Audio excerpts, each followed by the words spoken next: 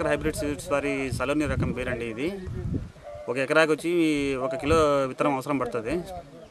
మీ ప్రత్యామ్నాయ పంటల మిగతా పంటలతో పోలిస్తే ప్రత్యామ్నాయ పంటలైన బీర రకం అండి ఇది. చాలా మంచి వెరైటీ. సాగుకు ప్రత్యేకమైన పద్ధతులు ఏమీ అవలంబించడం లేదండి. కాకపోతే పందిరి అల్లించడం ద్వారా రెగ్యులర్గా వచ్చే క్రాప్ కంటే కూడా ఎక్కువ ఈల్డింగ్ వస్తుందండి. ప్రస్తుతం ఉండే మార్కెట్ ధర ప్రకారము 20 నుంచి 25 రూపాయల ధర పలుకుతుందండి కిలో రేటు.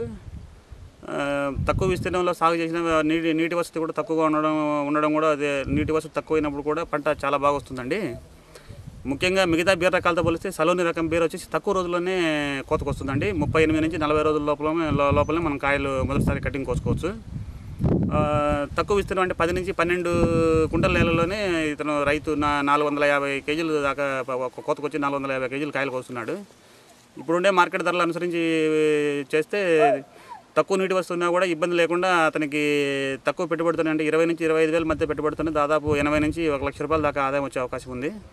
మిగతా బీర రకాలతో పోలిస్తే తక్కువ రోజుల్లో పంటకు కోతకు రావడము ఈ రకం సలోని రకం స్పెషాలిటీ అండి. పద్ధతులు ఏంటి?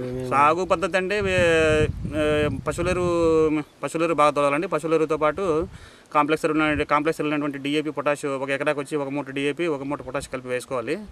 దాంతోపాటు బయోజం గుళికలు వేసుకోవాలి. పందిరి గింజలు విత్తనం నాటినప్పటి నుంచి ఒక 4 నుంచి 5 రోజుల లోపల మొలక వస్తుందండి. పందిరి తీగలు ఇచ్చినంటే 15 నుంచి 20 రోజుల లోపల పందిరిపైకి తీగ ఎగబాకుతుంది. తర్వాత వచ్చేసి 35 నుంచి 40 రోజుల మధ్యలోనే మొదటిసారి కోపకు వస్తుందండి. మిగతా బీర రకాలతో పోలిస్తే ఈ ప్రభాకర్ హైబ్రిడ్ సీడ్స్ వారి సలోని రకం బీర తెగుళ్ళను కూడా బాగా తట్టుకుంటుందండి.